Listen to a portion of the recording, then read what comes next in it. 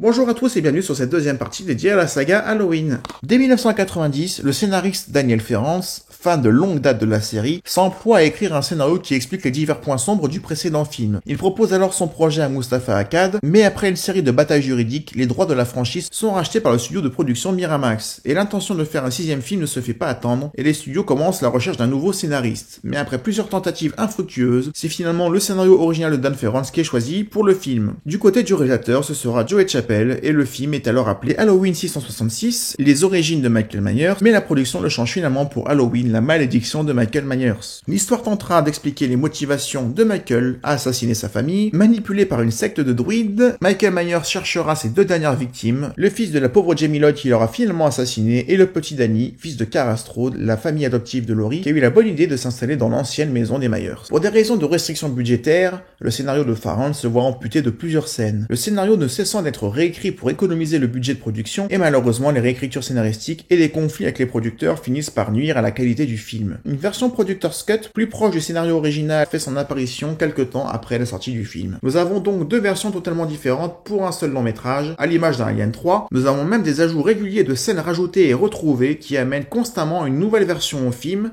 dont certaines scènes ont été retournées suite à une non-satisfaction lors de la projection test devant un public de 16 ans qui exigeait plus de gore et plus de rythme, et d'autre part suite au décès de son acteur principal Donald Pleasence durant la post-production, dont l'état de forme était déjà inquiétant durant le tournage. Et des inserts à rendre épileptiques le spectateur sont insérés au montage final pour tenter de dynamiser le film au maximum.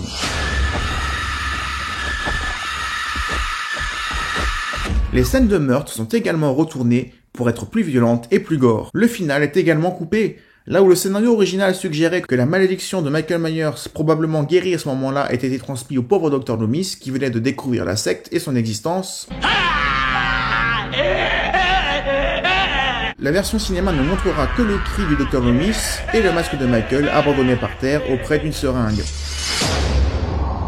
Impossible d'y comprendre quoi que ce soit à cause du décès de l'acteur principal qui évidemment ne pouvait pas retourner ces scènes. Au final, peu importe la version, nous avons un film non achevé, incohérent, voire incompréhensible, qui amène la saga définitivement dans une impasse. La saga Halloween semble alors être condamnée. Mais en 1998, pour célébrer les 20 ans du premier film, Jamie Lee Curtis souhaite rendre hommage à la saga horrifique qu'il a vu débuter. Scream a en effet ressuscité le genre du slasher, et Miramax prépare déjà la sortie de Scream 2. Jamie Lee Curtis se rapprochera alors de John Carpenter, qui déclinera l'offre pour le réaliser. Ce sera Steve Miner, réalisateur de 2 épisodes de la saga Vendredi 13, qui sera finalement approché. Doté d'un budget conséquent de 17 millions de dollars et d'un casting accrocheur, la saga est modernisée et actualisée, et le succès est au rendez-vous avec des recettes avoisinant les 75 millions, en grande partie grâce à la présence de l'interprète principal Jamie Lee Curtis qui fait son grand retour dans la saga. Le film racontera comment Michael Myers, laissé pour mort à la fin d'Halloween 2, retrouve la trace de Laurie 20 ans après, laissée pour morte dans un accident de voiture alors que son personnage mourait dans les mêmes conditions dans Halloween 4, ce qui est assez troublant. Laurie se cachait en effet sous une autre identité durant tout ce temps, mais le film ignore cependant Halloween 4, 5 et 6, bien qu'avec cette explication, les suites auraient pu être prises en compte, mais il aurait été difficile d'expliquer comment Laurie aurait pu abandonner sa fille à son triste sort. Elle aura finalement un fils, John, joué par Josh Hartnett, et s'embrant dans la paranoïa et l'alcoolisme, mais fera pourtant face à son bourreau d'une manière radicale. Bien que des problèmes aient affecté le tournage, notamment via la présence de multiples versions du masque, faute à une absence d'accord trouvé sur celui qu'il fallait utiliser, et bien que le film soit un peu court, et que la bande originale signée John Ottman ait été sacrifiée par la présence d'une partie de la bande originale de Scream, signée Marco Beltrami, pour se rapprocher au maximum du film de Wes Craven,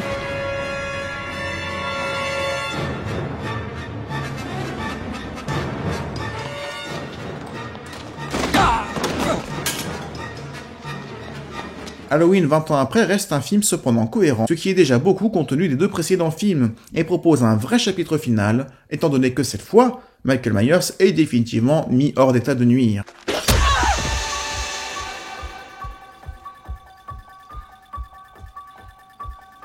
De quoi redorer le blason d'une saga, en tout cas de quoi lui donner une fin positive. Mais c'était sans compter sur Moustapha Akkad, déterminé à ressusciter sa poule aux œufs d'or dès 2002, et après plusieurs titres envisagés tels que Halloween Evil Never Dies ou Halloween Homecoming, un titre annonçant clairement le retour de son personnage principal et privilégié, ce sera Halloween Résurrection. Titre mensonger, car dès le début de cet épouvantable opus, nous apprenons que Laurie n'a pas tué la bonne personne via un twist des plus ridicules du 7e art. L'idée de faire revenir l'un des réalisateurs à succès de la franchise a amené les producteurs à se rapprocher du réalisateur d'Halloween 4, mais ce sera finalement Rick Rosenthal, réalisateur d'Halloween 2, qui aura été choisi. Jamie Lee Curtis donne son accord pour un retour, à condition que son personnage meure pour de bon. Le film essaye également de surfer sur la vague de la télé-réalité et de l'explosion d'Internet et du début des réseaux sociaux. Mais entre des personnages insignifiants, voire ridicules à l'image d'un Busta Rhymes qui ridiculise Michael Myers à coups de prise de karaté,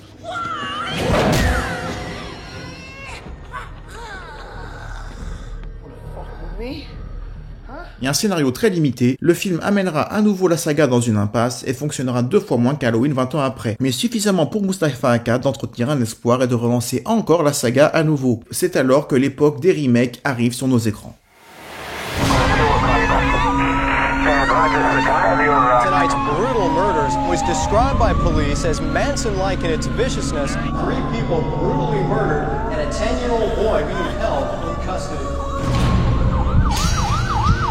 Le producteur emblématique Moustapha Akkad ayant été victime d'un accident de voiture mortel, son fils Malek Akkad prend la succession et décidera de surfer sur la mode des remakes et des reboots en validant le projet de Rob Zombie, coproducteur, compositeur, scénariste et réalisateur de son film. Le réalisateur va donc réadapter l'histoire du premier film à son propre univers, à la fois malsain et sale, plus violent et plus morbide. L'intérêt du film étant de faire à la fois un remake et aussi un préquel, en racontant les quelques jours qui ont précédé le premier meurtre de Michael Myers lorsqu'il était enfant. Mais le fantastique et les mystères qui entouraient Michael Myers sont remplacés par des scènes de meurtre réalistes et troublantes. Le retour dans la saga d'une Danielle Harris magnifique est aussi un atout non négligeable au film. Halloween version Rob Zombie a le mérite de faire un vrai remake, prenant des risques et s'éloignant de l'original, et le public, à défaut d'être pleinement convaincu, se déplacera. Halloween de Rob Zombie sera en effet le plus gros succès de la saga au cinéma, avec plus de 80 millions de dollars de recettes. De quoi, comme d'habitude, amener une suite dans la foulée. Et bien que Rob Zombie avait juré de ne pas faire un deuxième, il se verra contraint par un contrat par Dimension Film de rempiler. 8 mois sont impartis pour écrire, tourner et boucler le film,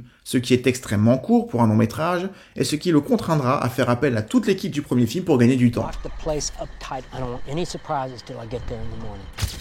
6 guys to lift 1 stiff. That's 1 for the books.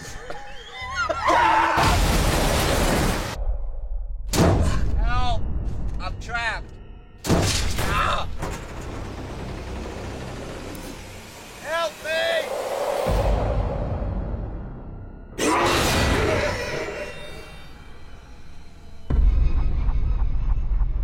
Since the authorities haven't been able to produce a body, do you think Michael's alive or dead?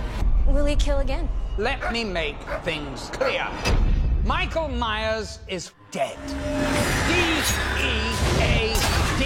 Le réalisateur a en revanche carte blanche pour s'éloigner le plus possible de ce qui a été fait précédemment, en étant entièrement libre cette fois-ci d'amener son univers à 100%, puisque ce film n'est plus un remake ni un hommage au premier opus. Pour ce faire, il change la personnalité de tous les protagonistes, leur mode de vie, et surtout l'ambiance générale du film. Le Dr Loomis devient un businessman crapuleux voulant surfer sur sa médiatisation et vendre le plus de livres possible, alors que Laurie devient une hippie hystérique et insupportable suite à son expérience traumatisante, tout au contraire de Annie, qui a finalement survécu, toujours campée par une impeccable Danielle Harris qui devient calme, introvertie et qui reste cloîtrée chez elle. Le film restera le plus violent de la saga et aura également un certain cachet visuel que j'apprécie beaucoup, mais il ne réitérera pas le succès du précédent, bien que les 40 millions rapportés au box-office soient jugés suffisants pour la production. Mais la direction prise, trop glauque et trop malsaine, amène les Halloween à nouveau plongés dans une impasse. Et tout comme la première fois, c'est un anniversaire qui va amener la saga dans une toute nouvelle direction. Everyone in my family turns into a nutcase this time of year. Yeah, I mean, your grandmother is Laurie Strode. She was almost murdered. Wasn't it her brother who murdered all those babysitters? No, it was not her brother. That's something that people made up. Do you know that I pray every night that he would escape? What the hell did you do that for? So I can kill him. Après plusieurs idées, c'est finalement John Carpenter lui-même et proposera de faire une suite directe au tout premier film en gommant toutes les autres une nouvelle fois.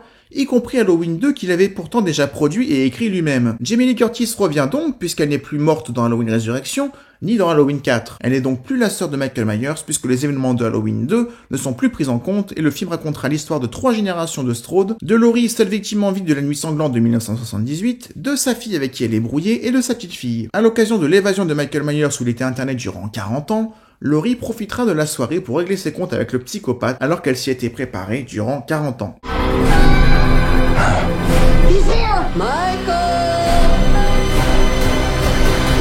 Ce film, c'est un peu comme une fête de retrouvailles avec le retour de Nick Castle qui interprétait le tout premier Michael Myers et qui revient également en tant que conseiller sur la démarche que doit avoir Michael pour être conforme au premier film. Peggy Soles qui interprétait Linda fait également son petit caméo. La Dream Team se reforme et est a priori sur de bons rails. La suite prévue nommée Halloween Kills fera revenir d'autres personnages du premier film, tels que Tommy Doyle qui sera interprété par l'acteur du premier film, ou le retour de Nancy Stephens qui interprétait l'assistante du Dr Loomis dans Halloween 1, Halloween 2 et Halloween 20 ans après, et qui reviendra à nouveau pour Halloween Kills. Halloween version 2018 est un véritable carton, avec près de 255 millions de recettes à travers le monde, soit plus que tous les autres films réunis. Halloween Kills et Halloween Ends lui emboîteront le pas en 2021 et 2022. En dépit de ce succès et d'une photographie soignée et aussi du plaisir manifeste à retrouver l'ambiance du premier, je trouve que ce dernier film a cependant tendance à s'inspirer trop de ses suites, dont elle ne ratera pas de glisser certains hommages. Le scénario ressemble en effet beaucoup à celui de Halloween 20 ans après, mais 40 ans après. Et si je devais le considérer comme une suite unique, le film ne vaudrait finalement pas mieux que les autres. Mais puisqu'il permet à la saga de rester en vie pour au moins 2 films supplémentaires, donnons-lui au moins le crédit d'avoir définitivement remis Michael Myers sur de bons rails, sachant que le Halloween Kills, déjà prêt, déjà tourné et déjà monté, et qui devrait sortir en octobre 2021, semble très prometteur.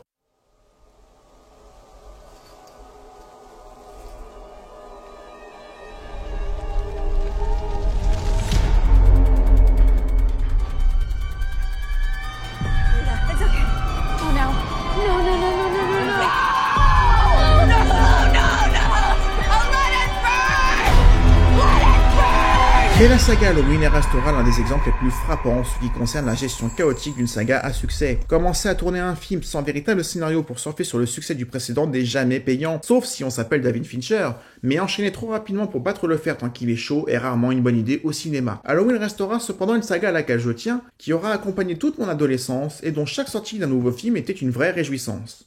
Au contraire, dans certaines sagas horrifiques telles que Vendredi 13 ou Freddy les Crimes de la Nuit, Halloween est toujours en vie, 42 ans après ses débuts, en grande partie grâce à l'équipe du premier film qui lui seront à vie reconnaissants. Ce sera tout pour cette vidéo dédiée à la saga Halloween, merci de l'avoir suivi, merci de vous abonner à la chaîne si la vidéo vous aura plu. Nous reparlerons d'Halloween lorsque les 2 derniers films seront sortis, mais d'ici là, prenez soin de vous, et on se retrouve bientôt pour une prochaine vidéo. Ciao.